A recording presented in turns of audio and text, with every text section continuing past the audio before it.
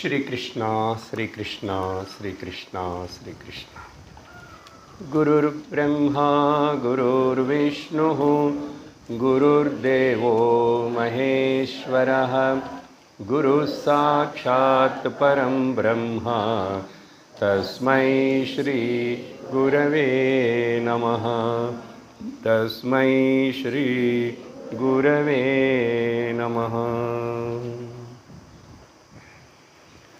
हरि ओम तत्सत्। యక్ష ప్రశ్నలు 47-48 శ్లోకాలను చదువుతున్నాము. యక్ష ఉవాచ కేన స్విచ్చోత్ర్యో భవతి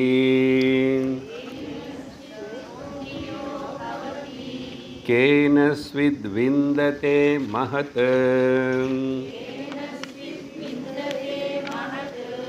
కేన స్విద్వితీయవాన్ భవతి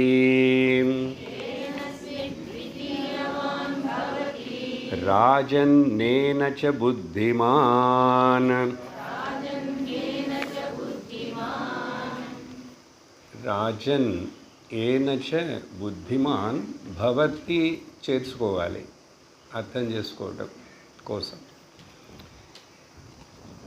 నిన్నటి సత్సంగంలో ఈ 4 ప్రశ్నలను మనం విచారణ చేస్తున్నాం. దాదాపు సగం భాగం అయిపోయింది దాంట్లో చెప్పటం. మొదట అడిగిన 4 ప్రశ్నలు, ఆ తర్వాత అడిగినటువంటి 4 ప్రశ్నలు, మొత్తం 8 ప్రశ్నల యొక్క సారాంశాన్ని 2 నిమిషాల మొదల్లో మీకు చెప్పి మిగిలిన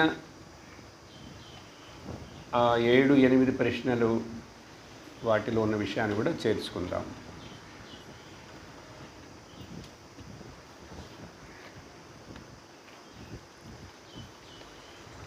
నేను చివరి శ్లోకం నుంచి పై శ్లోకం దాకా పాయింట్ వైజ్ చెప్పేస్తాను.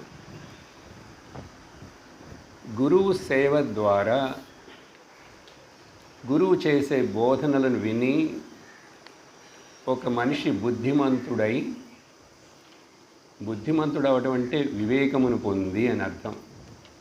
గుర్తుంచుకోండి, మనకు సాధన చతుష్టయ సంపత్తిలో మొదటి క్వాలిఫికేషన్ వివేకం కదా. బుద్ధి ఉన్నవాడికేగా వివేకం ఉంటుంది, వివేకం ఉన్నవాడిని బుద్ధిమంతుడు అంటాం. అటువంటి ఆ బుద్ధిమంతుడు, వివేకుడు ఆ తర్వాత విన్న విషయాలను తన జీవితంలో అమలుపరుస్తూ సాధన చేయటానికి కావలసిన తన మనస్సునందున్నటువంటి ధృతిని పెంచుకుంటాడు. ధృతి అది 6వ ప్రశ్న 7వ ప్రశ్నలో ఉంది. దేని చేత ఒక వ్యక్తి ద్వితీయవాన్ భవతి అని అడిగాడు. అక్కడ కొంచెం కష్టం ఉంది దాంట్లో. ద్వితీయవాన్ అంటే ఏమిటంటే ఇక్కడ ఒక మనిషి ఎలా తన యొక్క విల్ పవర్ని డబుల్ స్ట్రెంగ్త్ ఇంప్రూవ్ చేసుకుంటాడు అని అర్థం. ఉన్న విల్ పవర్ని ఎట్లా దాన్ని బలపరుచుకుంటాడు ఇంకొక 100 రెట్లు. ఇప్పుడు 100 రెట్లు ఉన్నా కూడా మరొక 100 రెట్లు. దానికోసం ద్వితీయవాన్ అనే పదం ఉపయోగించబడింది. సంస్కృతంలో గృహస్థుడైనటువంటి ఆ మనిషి యొక్క భార్యకు పేరు కూడా ద్వితీయ అని ఒక అర్థం ఉంది. భార్యకు ద్వితీయ అంటే ఒక గృహస్థుడైన పురుషుడికి తాను చేసే ధర్మకార్యాలు జీవితం అంతా కూడా చక్కగా చేయుటకు అనుసరించుటకు భార్య సహధర్మచారిణి సహకరించే ఉంటే, అందుకనే మనం అంటాం ఇద్దరు సగం సగం, అప్పుడు బలం పెరుగుతుంది. అలాగే పురుషుడు వలన భర్త వలన భార్య కూడా బలం పెరుగుతుంది. నాకు ఇదంతా కొంచెం లౌకికంగా మాట్లాడుతున్నాను. మరి లౌకికంలో నుంచే వెళ్ళాలి. ప్రాక్టికల్గా మనం లౌకికంలో ఉన్నాం. అందువలన భార్యకి ద్వితీయ అని స్త్రీలింగం పదం ఉపయోగించబడుతుంది. Who helps to strengthen the man's husband's strength much more higher. సరే, అప్పుడు ఇక్కడ ధృతి అనే పదం, ధృతి చేత ఒక మనిషి తన యొక్క మనోబలమును పెంచుకోగలడు. ఈ ధృతి అనే పదం భగవద్గీతలో భగవంతుడు చాలా చోట్ల ఉపయోగించాడు. 6వ అధ్యాయంలో ధ్యాన శ్లోకంగా చెప్పబడేటువంటి 25వ శ్లోకంలో కూడా శనై శనైరు పరమేద్ బుద్ధ్యా ధృతి గృహీతయ. అది మాత్రమే కాదు, 3 రకాలైనటువంటి ధృతి గురించి కూడా 17వ అధ్యాయంలో సాత్విక ధృతి, రాజసిక ధృతి, తామసిక ధృతి. ధృతి అంటే కమిట్మెంట్ అండి, ఇంట్రెస్ట్ అండి, ఇన్వాల్వ్మెంట్ అండి. రాజసికమైన వాడికి ఇప్పుడు లోకంలో చాలామందికి వేరే వేరే దేని మీదనో ఎంతో పట్టుదల, కష్టపడి కదా డబ్బులు సంపాదిస్తున్నారు, ఊరికే వస్తున్నాయా? కష్టపడి బిజినెస్ చేస్తాడు, అప్పుడు దానికి ధృతి ఉండాలి కదా. అప్పుడు ధృతి అంటే కమిట్మెంట్, పేషెన్స్, ఫార్టిట్యూడ్,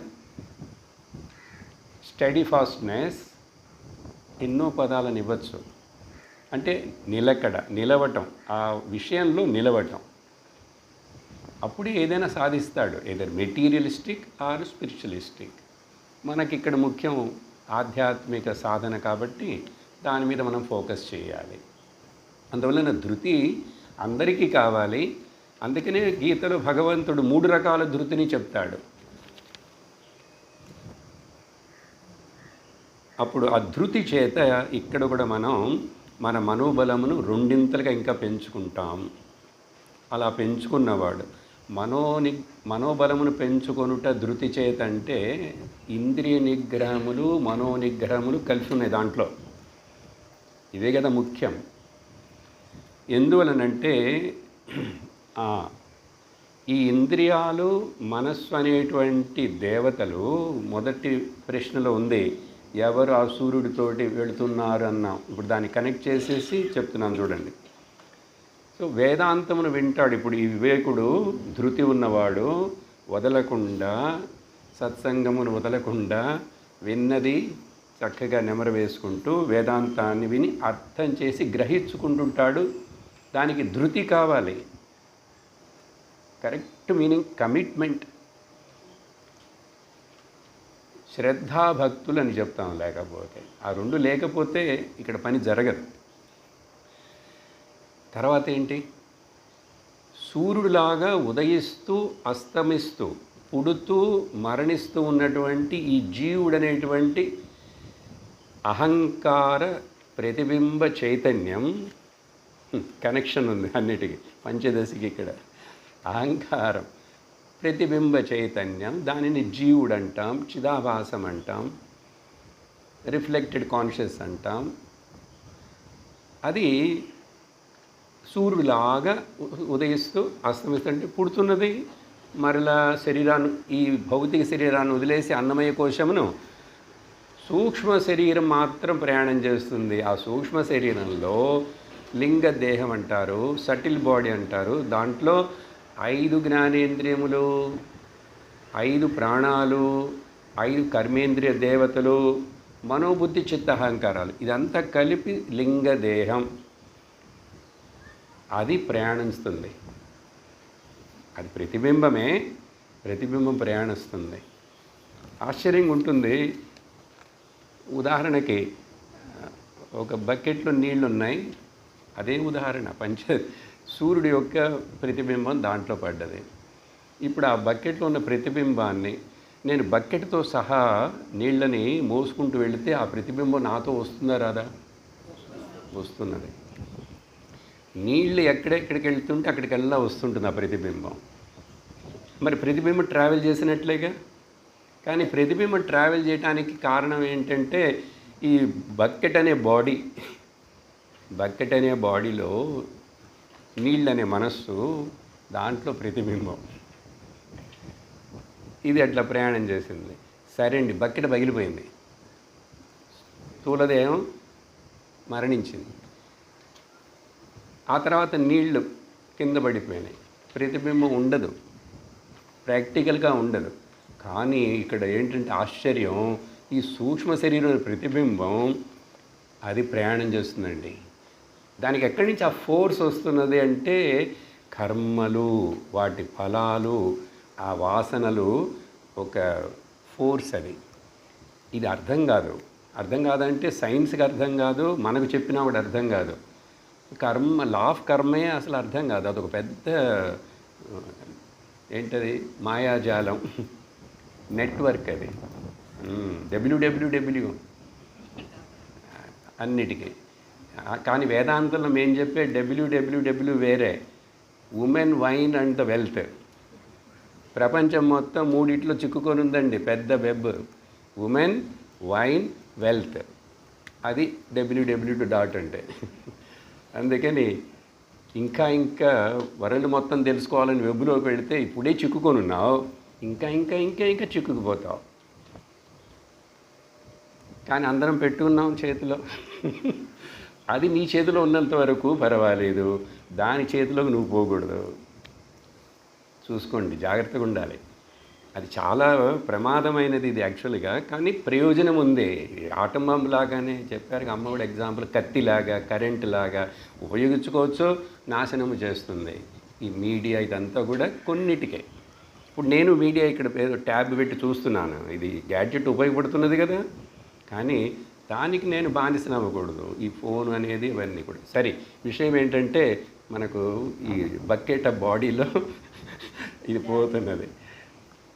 అప్పుడు నీళ్లు పారబోసినా కూడా, పారబోస్తే బింబం పోయింది, బకెట్ పగిలిపోయినా నీళ్లు కింద పడిపోతాయి అట్లా. కానీ ట్రావెల్ చేస్తుంది బికాజ్ ఆఫ్ ది కర్మ శక్తి, కర్మలు, వాటి ఫలాలు. అప్పుడు చూడ, ఇప్పుడు ఇతడు వేద పూర్వభాగం ఎందువలన అట్లా చేస్తున్నాడు, మళ్ళీ పుడతాడని నిన్న చెప్పాను. వీడి కామలు ఉన్నాయి, కోరికలు ఉన్నాయి. అందువలన అక్కడ వేదం సూర్యుని ఉదయిస్తూ చేస్తున్నదని చెప్తే అర్థం, వేద పూర్వభాగం కర్మయోగం, వీడిని కర్మలు చేయి, కర్మలు చేయి, ఈ కర్మ చేస్తే అది వస్తుంది, ఆ కర్మ చేస్తే ఇది వస్తుందని చెప్పితే అవన్నీ ఇష్టపడి మొదట్లో చేస్తున్నాం. చాక్లెట్ చూపించి అమ్మ తర్వాత హోంవర్క్ చేయాలి నువ్వు అని చెప్పినట్లుగా. అట్లా ఆయన వీడు ఆస్తికుడిగా ఉంటాడు, కొంచెమైన ధర్మ మార్గంలో ఉంటాడని నిన్న అమ్మ చెప్పారు కదా వారి ప్రశ్నలకి. It is only A beginning. సరే, అప్పుడు ఇక్కడ సూర్యుడు వేద పూర్వభాగం అంటే ఈ జీవుడు దాన్నే నమ్ముకొని కూర్చున్నాడా, కర్మలు చేస్తున్నాడా, ఫలం వస్తుందా, అనుభవించాలా, పుట్టాలి. ఆ సూక్ష్మ శరీరం కర్మలు వాసన ఉన్నంత వరకు ఎదుగుతుంటుంది. మళ్ళీ నాకు సూటబుల్ బాడీ ఎక్కడ దొరుకుతుంది అని ఆ లా ఆఫ్ కర్మ అంతా నిర్ణయం చేసేసి నువ్వు ఇంట్లో పుట్టు, ఈ తల్లిదండ్రులకు పుట్టు అట్లా. అందుకని మన కుటుంబంలో వీడు నాకెందుకు పిల్లవాడిగా పుట్టాలి, ఈయన నాకెందుకు హస్బెండ్కి రావాలంటే కనెక్షన్ ఉంది అన్నిటికీ. ఆ కనెక్షన్ నువ్వు విచారించకు ఏమిటని. కనెక్షన్ లేకుండా మనందరం కనెక్ట్ అవ్వం. ఆ కనెక్షన్ ఏంటంటే కర్మ. అందుకని ఒకళ్ళ దుఃఖాలను, ఒకళ్ళ సుఖాలను ఇట్లా మార్చుకుంటూ, పంచుకుంటూ మన పుణ్యపాపాలను తీర్చుకుంటున్నాం.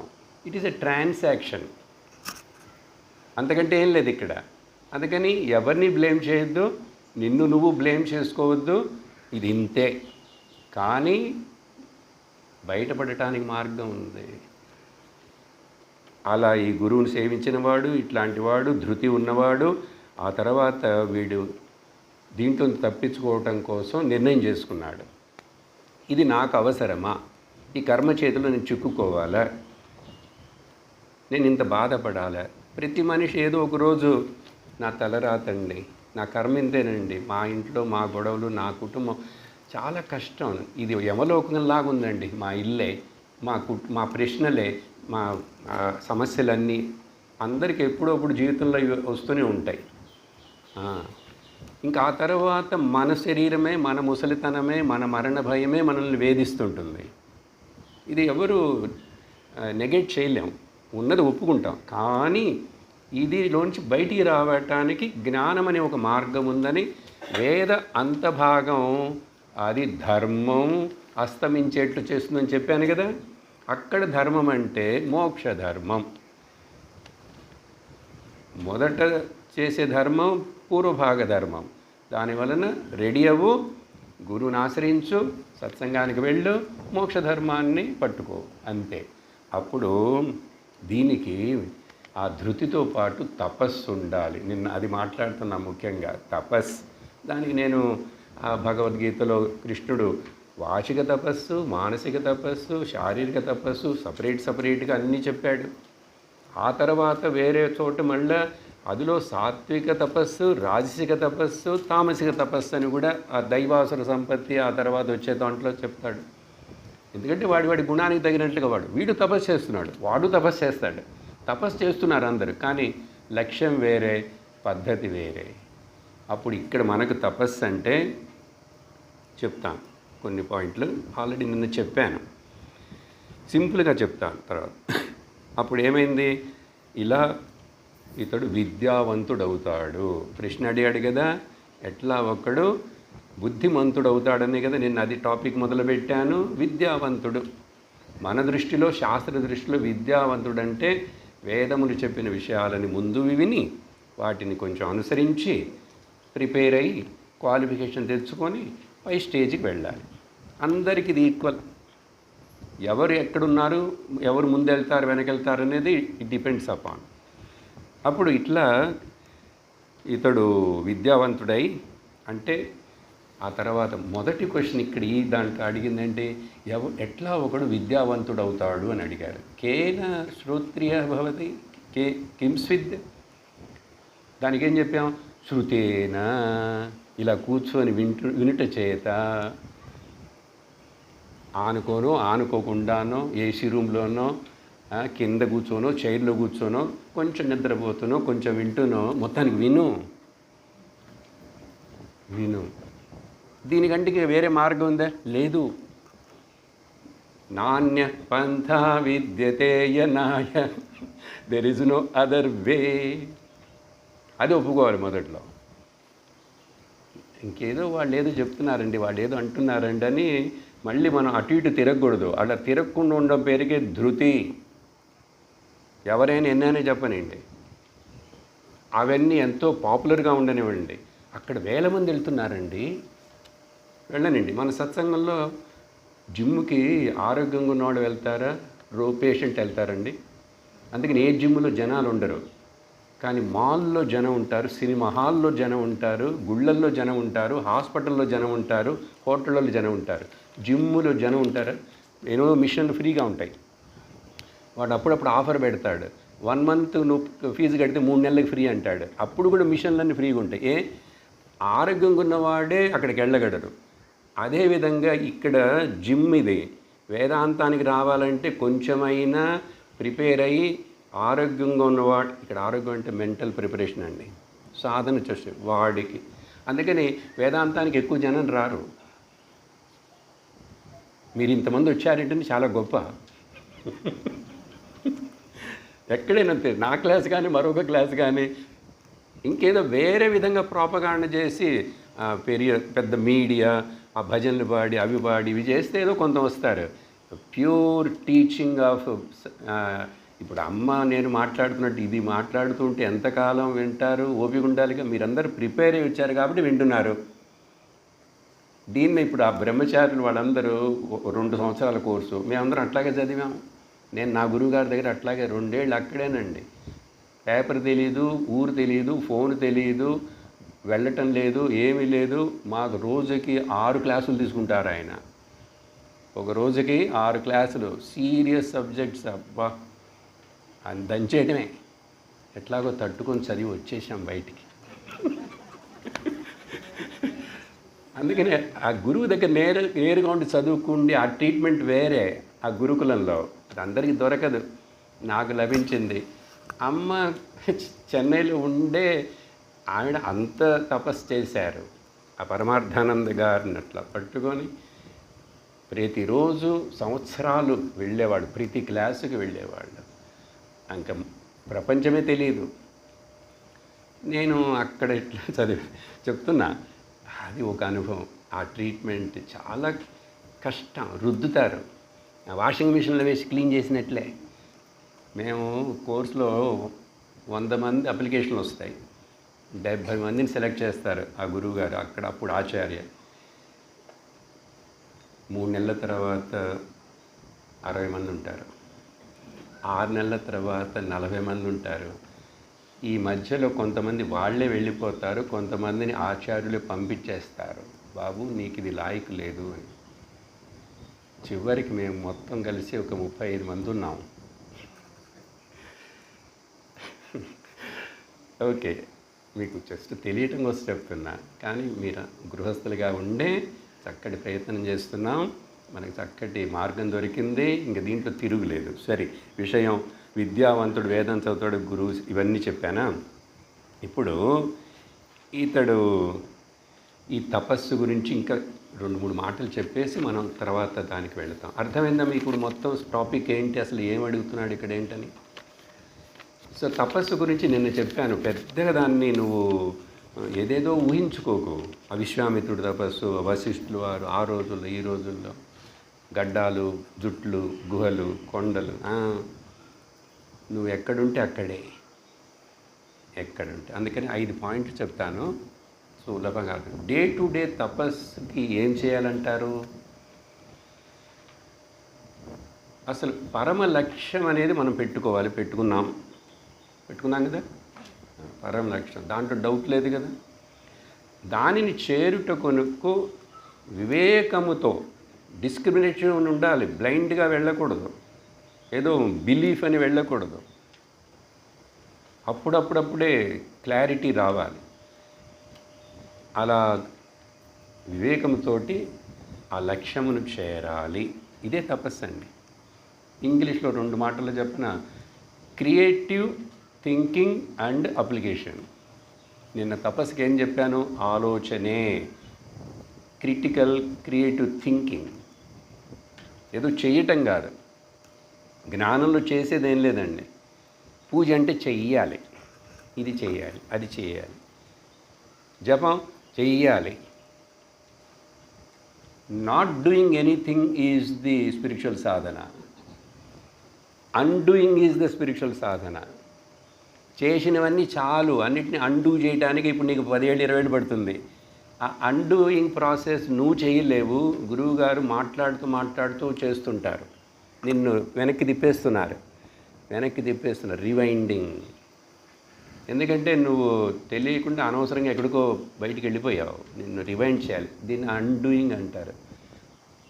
అందుకని ఇక్కడ చేసేది ఏది లేదు, జ్ఞానంలో తెలుసుకోవటమే.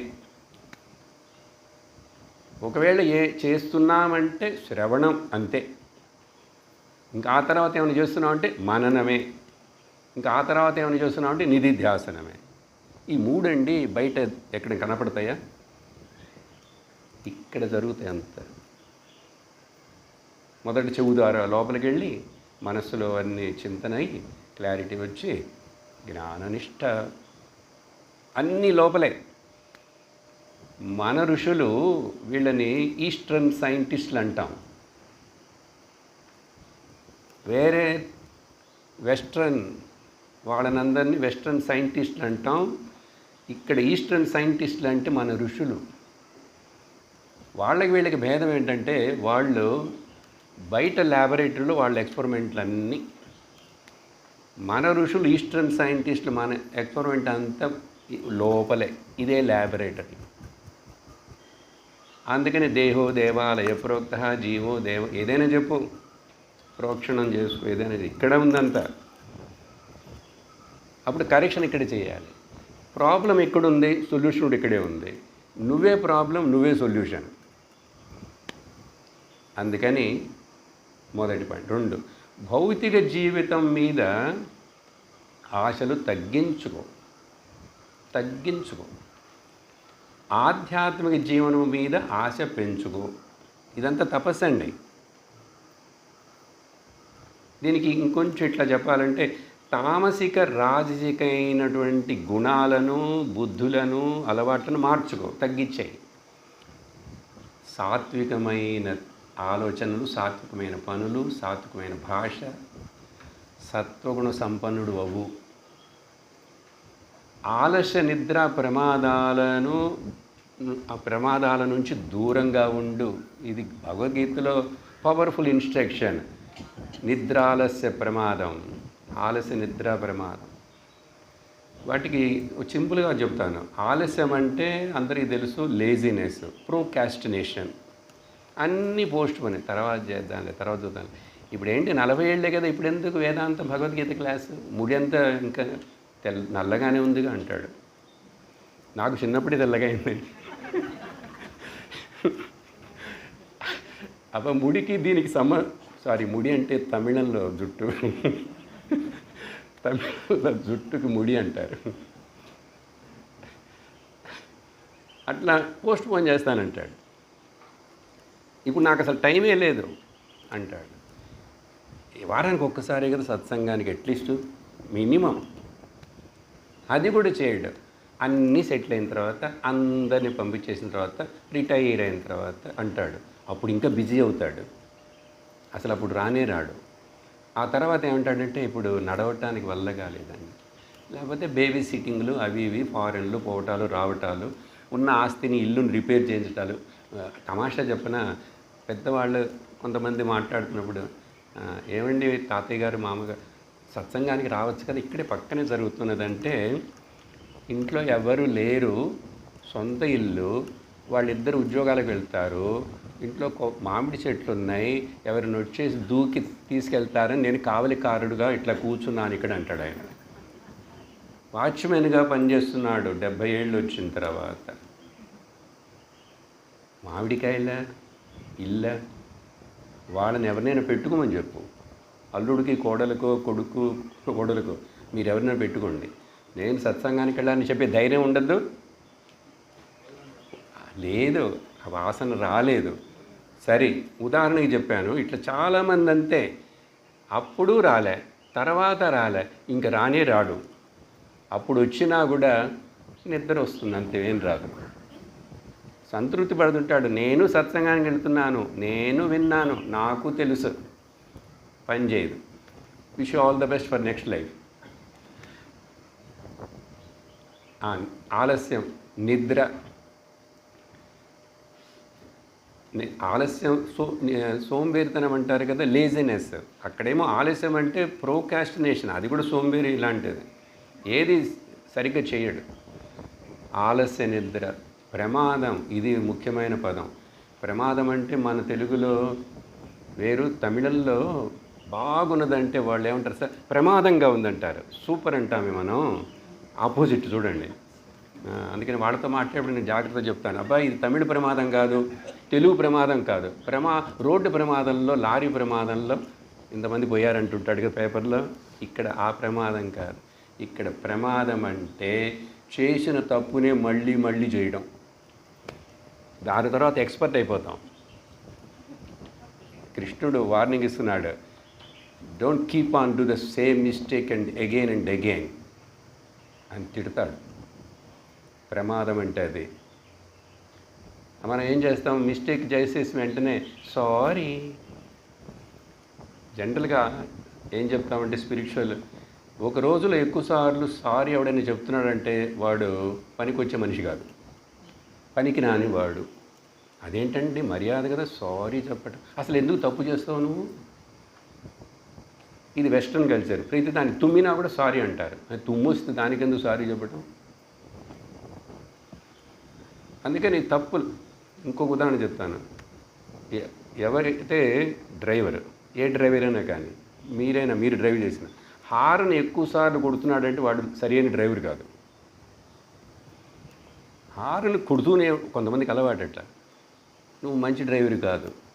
అలాగే ఇక్కడ ఎవరైతే సారీ అని చెప్తూ ఉంటాడో వాడు పనికి వచ్చేవాడు కాదు. అది ప్రమాదం. Don't commit the same mistake again. Human is error is human, but అని చెప్పి చేస్తుంటావు తప్పులు. అది సరే. అప్పుడు మనలో ఉన్నటువంటి బలహీనతలను గుర్తించి వాటిలోంచి బయటపడు, వాటిని బయటికి పంపించు.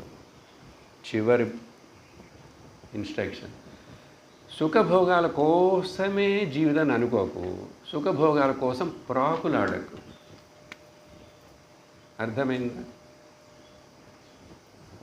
సుఖము, రక్షణ, శాంతి నీలోనే అని గుర్తుంచుకోవాలి. అది తెలుసుకుంటే ఇదంతా తపస్సు అండి, అంతే.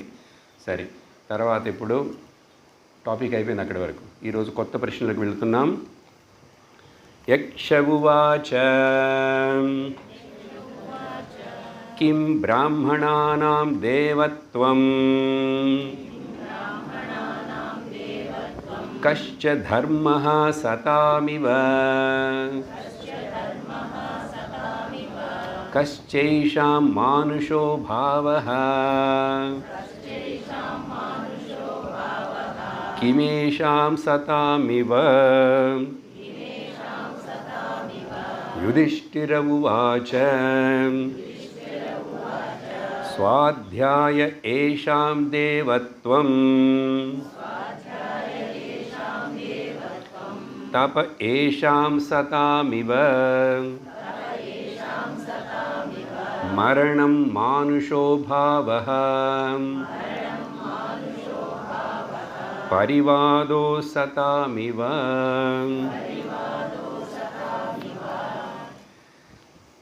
ఇక్కడ చూడండి కనెక్షన్ క్వశ్చన్లు ఎట్లా వస్తున్నాయో. ఇప్పటివరకు కొన్ని మధ్యలో టక్కని అసలు టాపిక్ వేరేగా పోతుంది, but I will try to connect it.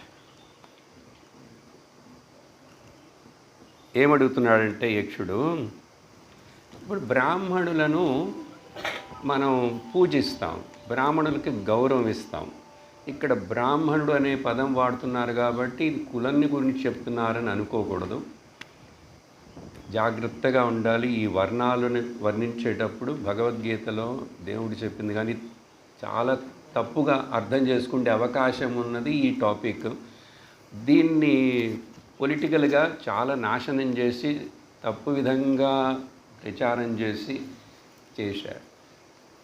మీ హిందూయిజంలో, సనాతన ధర్మంలో ఇట్లా అట్లా చూడు, అక్కడ దేవుడే చాతుర్వర్ణ్యమయా సృష్టం, నేనే నా చేతని 4 వర్ణాలు తయారు చేయబడినాయి. ఆ తర్వాత చదవడు, చాతుర్వర్ణ్యం మయా సృష్టం, నేనే 4 జాతుల వాళ్ళను సృష్టించాను. ఎందుకు సృష్టించాను? ఆన్ వాట్ బేసిస్ సృష్టించాను? గుణ కర్మ విభాగశః. పుట్టుక చేత కుల బ్రాహ్మణుడు కాదు, గుణ బ్రాహ్మణుడుగా ఉండాలి. ఆ తర్వాత కర్మ బ్రాహ్మణుడు ఉండాలి. బ్రాహ్మణుడు ఏం చేయాలో అది చేయాలి.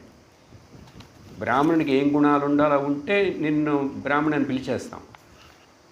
Irrespective of your birth, in which caste, it doesn't matter.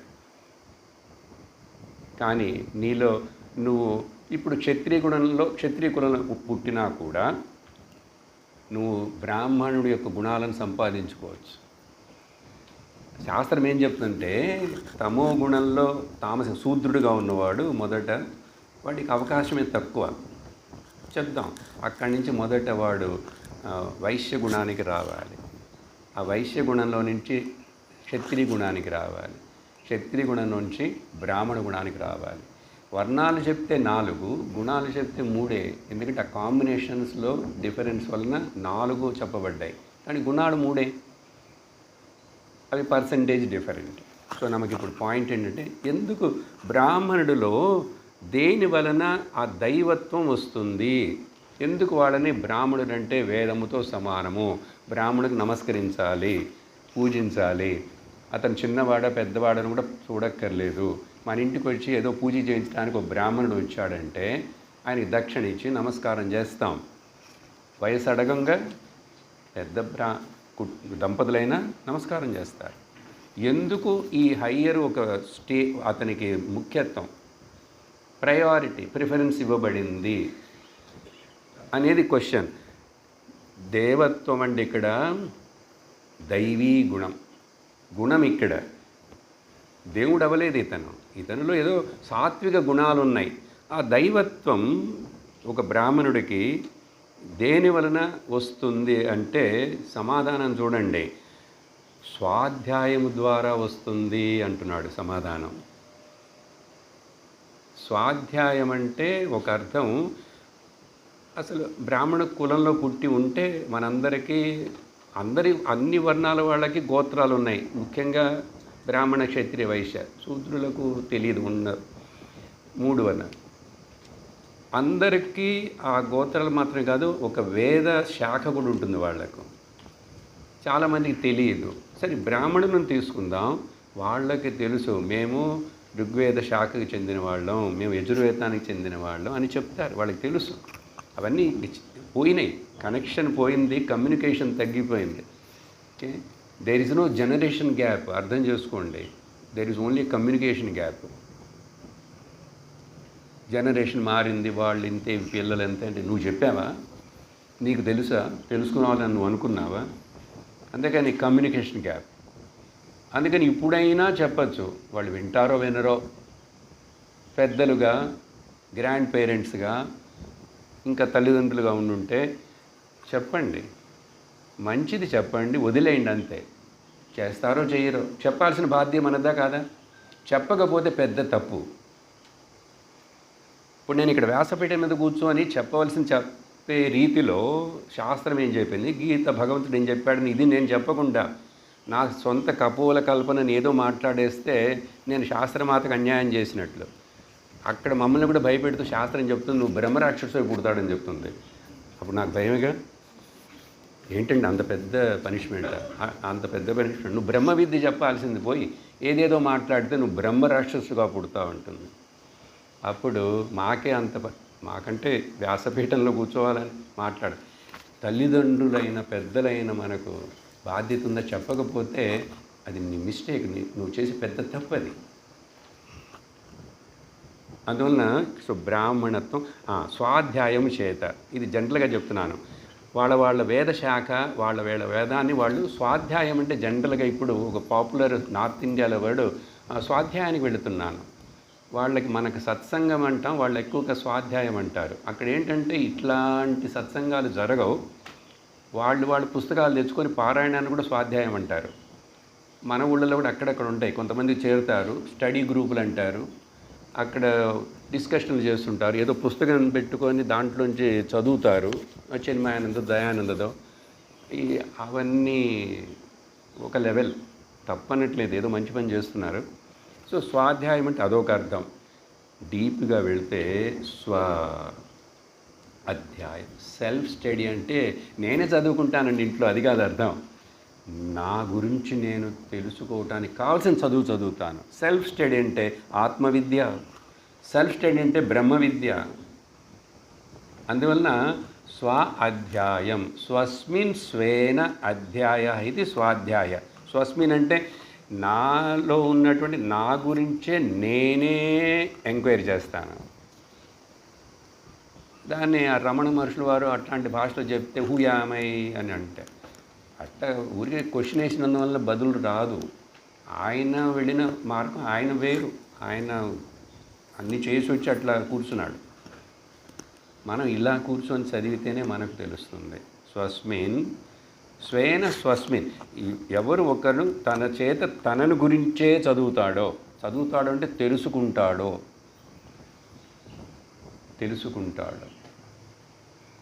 అది స్వాధ్యాయం. అప్పుడు చూడండి, ఒక బ్రాహ్మణుడు దైవత్వమును, తనలో ఉన్నతమైన సాత్విక గుణమును పెట్టుకొని అతను రాణిస్తాడు. దేవత్వం అంటే ద్యోతనాతిథి దేవ విచ్ షైన్స్. ఆ పదం అట్లా వచ్చింది, ద్యోతనాత్. ద్యోతన అంటే షైనింగ్, సాత్విక గుణం. దాని ద్వారా అప్పుడు స్వాధ్యాయం సింపుల్గా ఏం చెప్పాలి, సత్సంగం. సో సత్సంగం చేత మనం ఎక్కడ పుట్టి ఉన్నా, ఏ కులంలో పుట్టున్నా, ఏ గోత్రంలో పుట్టున్నా దాని గురించి బాధపడకు. నువ్వు సాత్విక సంపన్నుడివై బ్రాహ్మణత్వమును పొందవచ్చు. అంటే ఏంటంటే నన్ను మారుస్తారా, వాళ్ళు క్రిస్టియన్లు మార్చినట్టు? అదేమీ లేదు. Inner transformation.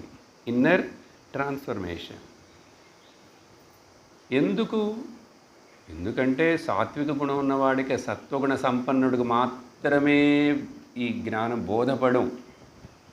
ఇంకా సత్వగుణం అంటే ఏంటి, సంపన్నుడు అంటే ఏంటి, అవన్నీ గీతలో ఎక్కడెక్కడ మాట్లాడేస్తుంటాం. అమ్మాయి చెప్తూనే ఉన్నారు, మధ్య మధ్యలో మీకు అర్థమై ఉంటుంది. సత్వగుణ సంపద, ఆ సత్వగుణాల గురించి ఎన్నో ఉంటాయి. వస్తాయి పదాలన్నీ. ఇక్కడ నేను ఎక్కువ వివరించట్లేదు. సాత్విక గుణం అని భగవద్గీతని బాగా సింపుల్ అది యాక్చువల్గా. అందుకని మళ్ళీ మళ్ళీ అర్థం చేసుకున్నామంటే భగవంతుడు ఇవే అన్నీ కలిపి అక్కడ పెట్టేశాడు. 700 శ్లోకాల్లో పెట్టేశాడు. బ్రాహ్మణ దైవత్వం దీనివల్ల స్వాధ్యాయం వల్ల వస్తుంది. ఆ తర్వాత గొప్పవాళ్ళు మహాత్ములలో లాగా ఉండే ఏ గుణం బ్రాహ్మణుల్లో ఉండాలి, ఏది ఉంటే ఇతడు బ్రాహ్మణుడు, ఇతడు కూడా దైవత్వం పొందుతాడు. సతామివంటే మహాత్ములు మహాపురుషులలో ఉండే విధంగా ఏ గుణం ఇక్కడ బ్రాహ్మణులలో ఉండాలి. అంటే ఏంటి, ఇతడు ఇంకా మహాత్ముడు కాలేదు, జ్ఞానం పొందలేదు, వెళ్తున్నాడు, ఆ మార్గంలో వెళుతున్నాడు. అసలు నిజంగా చెప్పాలంటే శంకర వారు భాష్యం కానీ శాస్త్రం కానీ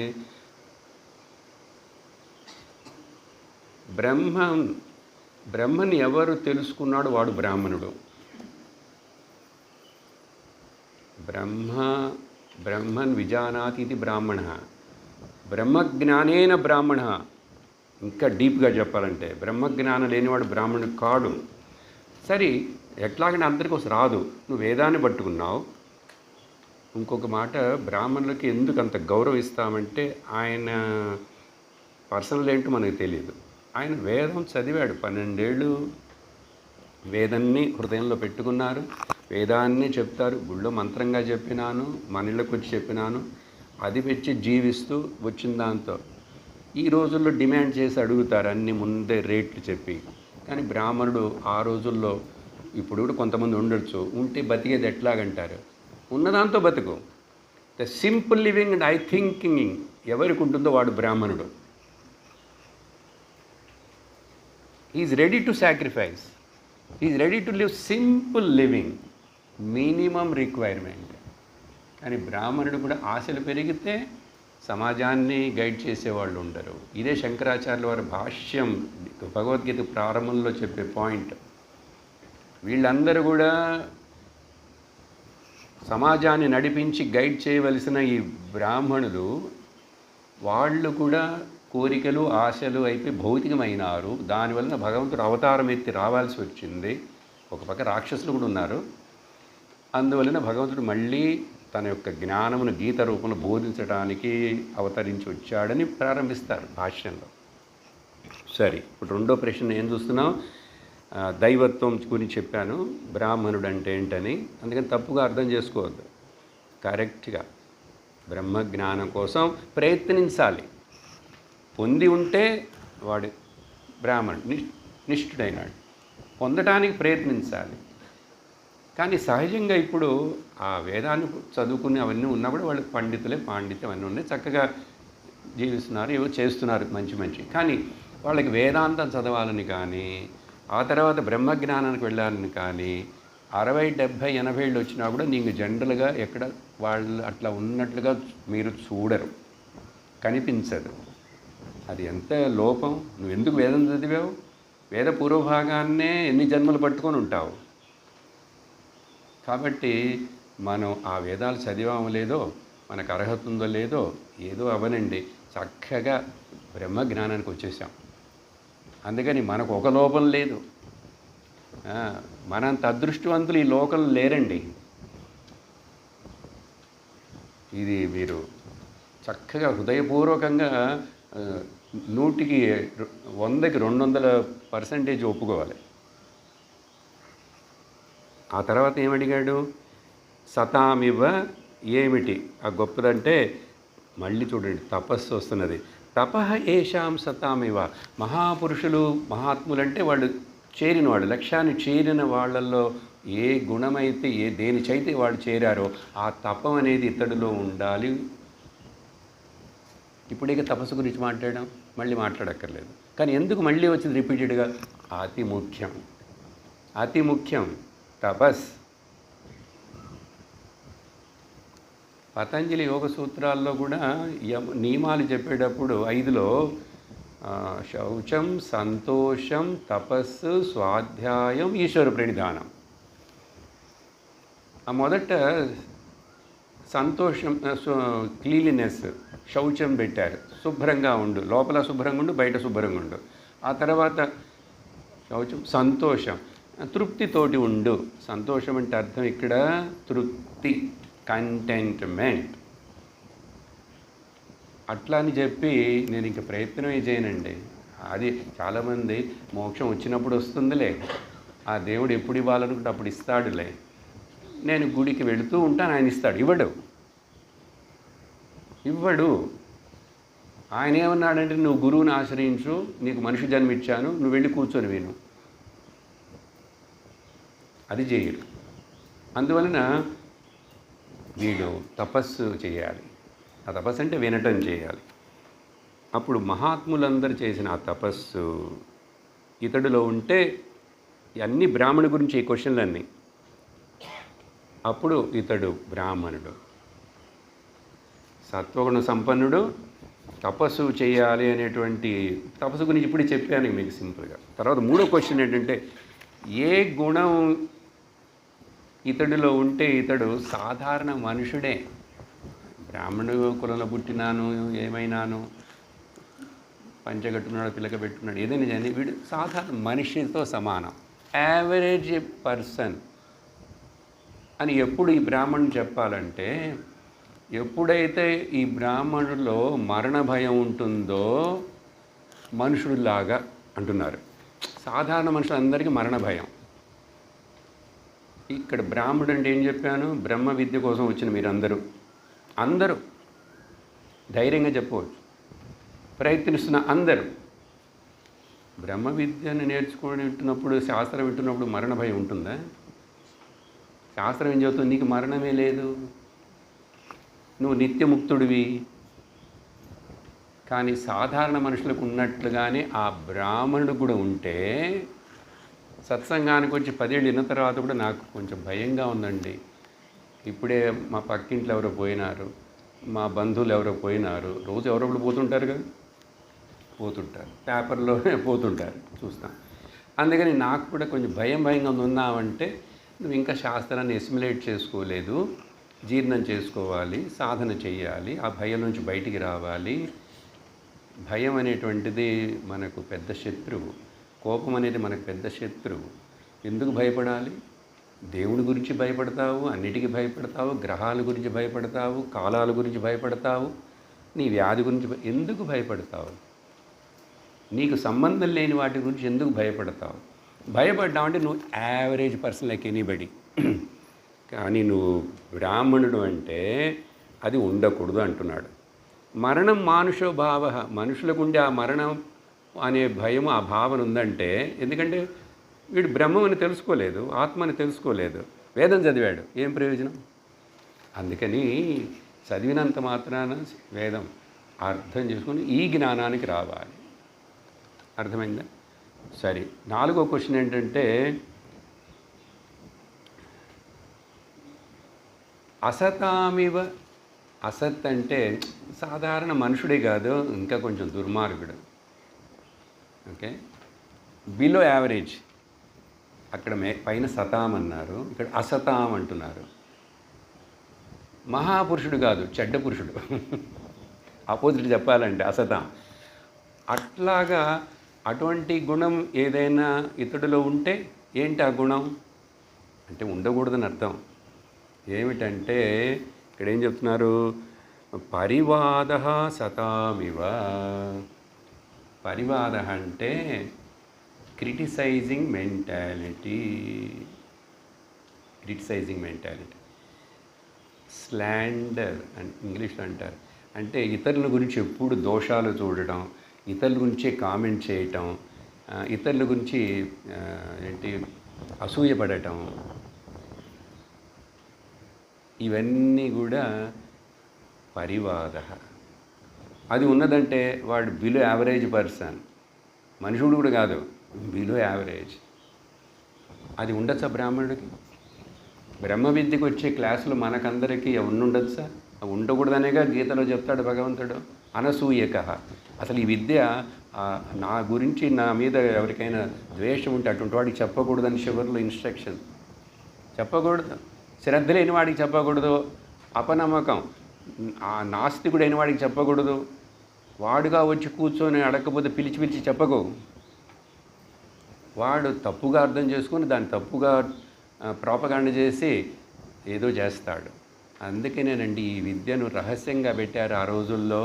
ఎందుకో వాళ్ళు చెప్పరు. అదేంటి అంత రహస్యం? బ్రహ్మ విద్యో మనం ఏదైనా అంటుంటాం కదా, ఏంటేంటి చెప్పవు, అది నీకు చెప్పకూడదులే, ఏంటి అది బ్రహ్మ విద్య అంటే బ్రహ్మ విద్య అనేది రహస్యం అని అందరికీ తెలుసు. కానీ ఏంటంటే ఇక్కడ రహస్యం అని ఎందుకు చెప్పారంటే చెప్పినాను అర్థం కాదు. చెప్పినాను ఇది గుహ్యతమం శాస్త్రం ఇదముక్తం మయానగ. గుహ్యం అనే పదాన్ని భగవంతుడు వాడాడు. This is the secret of the most secret of all the secrets and wonders of all the wonders also.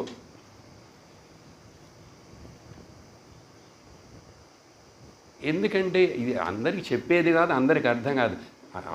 అర్హత ఉండాలి కదండి. అందరు ఐఐటీలో చేరతారా? ఇవాళ నీట్ ఎగ్జామ్ పొద్దున ఎవరో ఒక స్టూడెంట్ ఆశీర్వాదం పొందండి అని చెప్పి మెసేజ్ పంపించారు నాకు. మా స్టూడెంట్ వాళ్ళ అమ్మాయి వెళ్తున్నారు. ఎవరు చాలామంది వెళ్తారు కదా నీట్ ఎగ్జాము, జేఈ ఎగ్జాములు. అట్లా అందరూ పర్మిషన్ ఉందా, అర్హత ఉందా? తెచ్చి కూర్చోబెట్టినా వాడు రాణించాలిగా. అందుకని బ్యాక్ డోర్లో ఎంట్రీ అయ్యి ఏదో కోటాలను వచ్చినవాడు ఏం చేస్తాడండి? వాడు సమాజానికి ఎట్లా కష్టపడతాడు, చదవడు, ఏదేదో చేసేసి బయటికి వెళ్ళిపోయి ఏదో చేయాలనుకుంటాడు, లేకపోతే అక్కడే సూసైడ్ చేసుకుంటాడు. ఎందుకంటే స్ట్రెంగ్త్ లేదు కదా. సరే, ఆ విషయం అది సోషల్ అయినా కూడా ఇక్కడ మనకు పరివాదమును వదిలేయాలి అంటున్నాడు. ఇది మంచిది కాదు. ఆ పరివాదం ఉంటే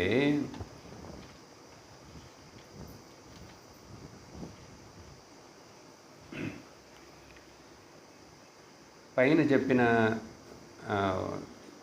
ఎందుకు ఈ మరణ భయం ఉంటుంది అంటే సరిగ్గా అర్థం చేసుకోలేరు, తెలుసుకోలేరు.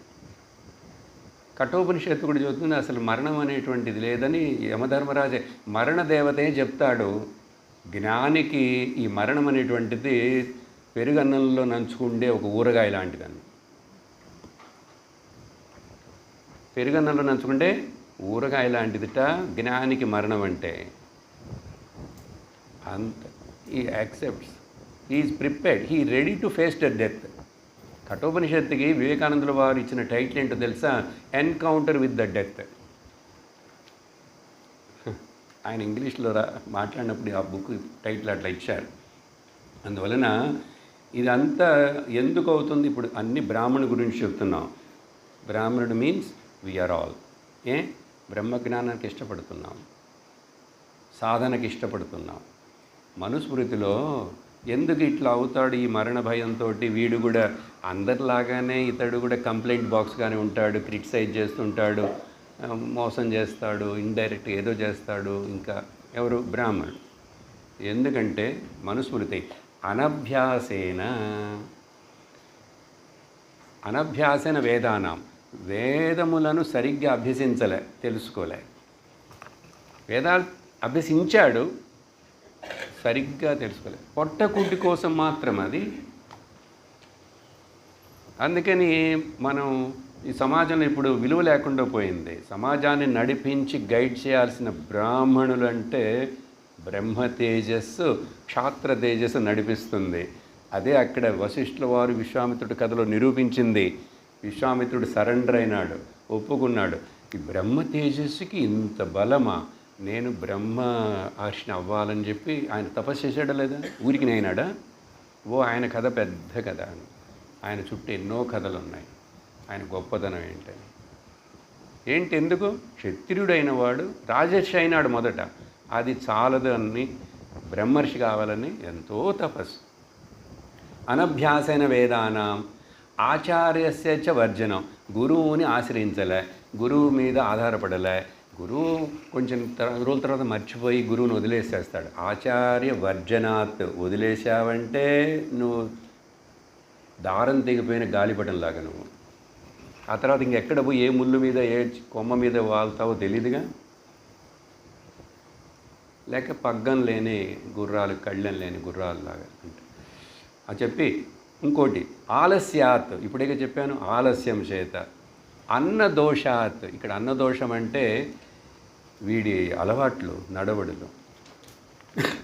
సాధారణ మనుషులందరూ పోయి సాయంకాలం అయిన తర్వాతనే తింట మొదలు పెడతారు. రోడ్ సైడ్ చాట్ మసాలాలు ఎక్కడ చూసినాను. అవి తింటే స్టైలు. ఆకలిందో లేదో, అది రాత్రి 9, 10 ఎప్పుడే 11, 12. ఇవాళ ఆదివారం జనం ఎట్లా పరిగెడుతుంటారు చూడండి. ఇక్కడ కూడా ఒక రిసార్ట్ పెట్టారు. ఇక్కడ పాటలు వినపడుతున్నాయి. చూసారా లోకం ఎట్లా ఉందో. ఇంతకుముందు లేవు, ఇంకా వస్తున్నాయి. చాలా రిసార్ట్ ఇట్లా వస్తున్నాయి. అదొక పెద్ద కథ, అది వద్దు మనకి ఇప్పుడు. దానికి పోరాడే గవర్నమెంట్ లేదు కదా, ఎవరికి చెప్పుకొని వాపోయింది. వస్తాయి, ఇలాంటివన్నీ వస్తాయి మనం జాగ్రత్త లేకపోతే. అక్కడక్కడ ఆ చోటున్న ఆ ప్రజలు అప్పుడే తప్పుని ఖండించాలి. సరే, వాటి కోసం మీరు విప్లవాలకు పోవద్దు. ఉన్న చోట ఎంత చేయాలో అంత చేయండి, చేయొచ్చు. మనకు తెలిసినంత మంచిని ప్రచారం చేస్తూ ఉండాలి. ధర్మం, అందరూ ధర్మ ప్రచారక సారథులమే మనందరం ఒక రకంగా. అప్పుడు ఈ మనుస్మృతిలో అన్న దోషస్ అంటే వీడి అలవాట్లు. Whatever you it that you are. నువ్వు తినేటువంటి ఆహారమే నీ సూక్ష్మమైన మనస్సుగా పనిచేస్తుంది. ఆహారమే, లేకపోతే భగవంతుడు ఎందుకు అక్కడ అంత మాట్లాడటం? ఆయన రాజసిక ఫుడ్, సామసిక ఫుడ్, సాత్విక ఫుడ్ ఎందుకు మాట్లాడటం? చాలా ఇంపార్టెంట్. ముఖ్యంగా సాధనా సమయంలో నువ్వు దాటి వెళ్ళిపోయినావంటే ఇంక ఏదైనా తిన్నా నేనేం చేయదు. అసలు నీకు ఆ లోకంలో లేవు. నువ్వు హైయర్ లెవెల్కి వెళ్ళిపోతే అప్పటిదాకా నియమములు, food habits, life style, time table, everything should be పక్కా. లూజ్గా ఉండకూడదు లైఫ్. పెట్టుకో కొన్ని నియమాలు. అందరితోటి అవ్వమంటే వాళ్ళు ఉండేట్టు వాళ్ళని ఉండని. నువ్వు అన్నిటికీ కాంప్రమైజ్ అవ్వక్కర్లేదు, పోట్లాడను అక్కర్లేదు, కానీ ఆ నిలవటమే ధృతి అని చెప్పాను. ఇప్పుడు అలా నిలవకపోయినామంటే పర్వాలేదులే, అన్యాసామంటే అన్నిటికీ అన్నీ పర్వాలే అయిపోతాయి, మనం అక్కడే ఉంటాం. ఇదంతా తపస్సు, నువ్వు నిర్ణయించుకో. అందుకని ఇవన్నీ కారణం. విప్రాన్ మృత్యు జిగాంసతి. మనుస్మృతిని కోట్ చేస్తున్నాను. బ్రాహ్మణుడు అయి ఉండి కూడా అతడికి కూడా ఈ మరణ భయము. ఇక్కడ మరణం అంటే ఏంటంటే, నేను బ్రాహ్మణుని కదండి, చాలా ఉత్తమమైన వాడిని, ఇన్ని రోజులు గుళ్ళో పూజ చేయించాను, వేదాలు చదివాను, వాళ్ళని క్రిటిసైజ్ చేయట్లేదు నేను. జాగ్రత్తగా అర్థం చేసుకోండి. ఇది ఎవరైనా విన్నారంటే వాళ్ళ కోపం వస్తుంది నా మీద. శాస్త్రం ఉన్నది చెప్తున్నా. నువ్వు మరలా ఈ శరీరం బ్రాహ్మణుడిగా పుట్టి అసలు మనుషుడిగా పుట్టడమే అబ్బా. మనుష్యత్వం, ముముక్షుత్వం, మహాపురుష సంచరం అతి దుర్లభం. ఈశ్వర అనుగ్రహాదేవ సంప్రాప్తం. వివేక చూడామని చెప్పినట్లు మనుషుడు పుట్టి, బ్రాహ్మణుడు పుట్టి, భారతదేశంలో పుట్టి వేస్ట్ చేసుకున్నావంటే, మళ్ళీ పుట్టడానికి నువ్వు అన్నీ రెడీ చేసుకుంటున్నావంటే ఎంత దౌర్భాగ్యం. ఉపనిషత్తు చెబుతుంది మహతీ వినష్టే, బిగ్ లాస్. ఇంతకంటే ఇంకోటి నష్టం లేదంటుంది కేనోపనిషత్తు. మహతీ వినష్టే. అందువలన విప్రాన్ ఇట్లా అయిపోతాడు. సో ఈ 4 ప్రశ్నలను మనం ఇక్కడ బ్రాహ్మణుని బేస్ చేసుకొని విన్నాం. సత్వగుణమును బేస్ చేసుకొని. ఇప్పుడు మనకి సత్వగుణం రావాలంటే ఎట్లా ఉండాలని మనకు అర్థమైపోయింది. అది మనకు ప్రయోజనపడుతుంది జ్ఞాననిష్ఠులం అవుటకు. ఆ తర్వాత ఈ ఇతరులను నిందించటం, కంప్లైంట్ చేయటం, తప్పులనే చూస్తూ ఉంటాం, ఇవన్నీ చేయకూడదు. ఈ కాశీ విశ్వనాథాష్టకంలో ఈ విషయాన్ని రాశారు శంకరాచార్యుల వారు. ఒక లైన్లో చెప్తారు, ఆశాం విహాయ పరిహృత్య పరస్య నిందాం. ఆ స్టైల్లోనే పాడితేనే గుర్తొస్తుంది వెంటనే. ఎవరు ఆ స్టైల్ అని చెప్పి, పాపేరతిశ సునివార్య మనస్సమాధో నాన అప్పుడు వెళ్తుంది కదా. ముఖ్యం ఇది. ఏం రాస్తున్నారంటే, ఆశల చేత దానికి ఆశలకు లోనయ్యి ఆ తర్వాత పరస్య నిందాం, ఇతరులు నిందించడమే. అదే ఇక్కడ పరివాదం చేసి అప్పుడు పాపకర్మల్లోనే పాల్గొంటూనే ఉండటం. ఇలా చేసి ఇంకా వాటిలోంచి బయటికి పడలేక అటువంటి మనస్సుని సమాధి స్థితికి ఎట్లా తీసుకొస్తాడు, సమ్యక్ స్థితికి ఎట్లా తీసుకొస్తాడు అని శంకరాచార్యులవారు ఆయన అలా అవ్వకూడదు. ఓ కాశీ విశ్వనాథ, వారాణసీ పురపతిం భజ విశ్వనాథం. ఎందుకు చెప్తున్నాను? పరస్య నిందాం వద్దు. అది అయిపోయిన తర్వాత ఇదే విధంగా జస్ట్ చదివేసి వదిలేస్తాను, రేపు చూద్దాం. క్షత్రుడికి కూడా ఇలాగే 4 ప్రశ్నలు అడుగుతున్నారు. ఇక్కడ యక్షుడికి సంబంధించినంతవరకు is not giving the importance to the శూద్ర ఆర్ వైశ్య. ఎందుకంటే వీళ్ళిద్దరూ ఈ గుణాలు మనలో ముందు ఉండాలి. అంటే క్షత్రుడు అంటే ఆ గుణాలు మొదట ఉంటేనే ఉద్యమించే గుణం అండి. Taking effort, putting the efforts ఫార్వర్డ్కి పేరు క్షత్రియ గుణం. అది లేకపోతే ఇంత దూరం వచ్చేవాళ్ళ? ఇంత దూరం నడుస్తున్నారు రోజు. అయ్యో, అమ్మమ్మలు బామ్మలు అందరు నడుస్తున్నారు, తాతలు కూడా ఆనందంగా నడుస్తున్నారు. కొంచెం కాలు నొప్పి ఉన్నదో లేదో ఉన్నా కూడా నడుస్తున్నారు. ఎందుకంటే మీరు దాన్ని తీసుకున్నారు. ఆ క్షత్రియ గుణం ఉండాలి, అవసరం. ఇప్పుడు ఇక్కడికి వచ్చిన తర్వాత కూర్చున్న తర్వాత సాత్విక గుణం, బ్రాహ్మణ గుణం ఉండాలి. ఇంకా మనసు బయటికి వెళ్ళకూడదు, ఏది ఆలోచించకూడదు. ఫోన్ ఎప్పుడు వస్తుంది ఆలోచించకూడదు. ఫోన్ టవర్ ఎక్కడ దొరుకుతుంది ఆలోచించకూడదు. బ్రాహ్మణకుడు మధ్యాహ్నం కొంచెం రెస్ట్ తీసుకోవాలి, తమ గుణం కావాలి, మళ్ళీ సాయంకాలం పని చేయాలి కదా. సరే, ఇట్లా చదివి వదిలేద్దాం వివరణ తర్వాత. యక్షువాచ కిం క్షత్రియాణాం దేవత్వం కశ్చ ధర్మః సతామివ కశ్చైషాం మానుషో భావః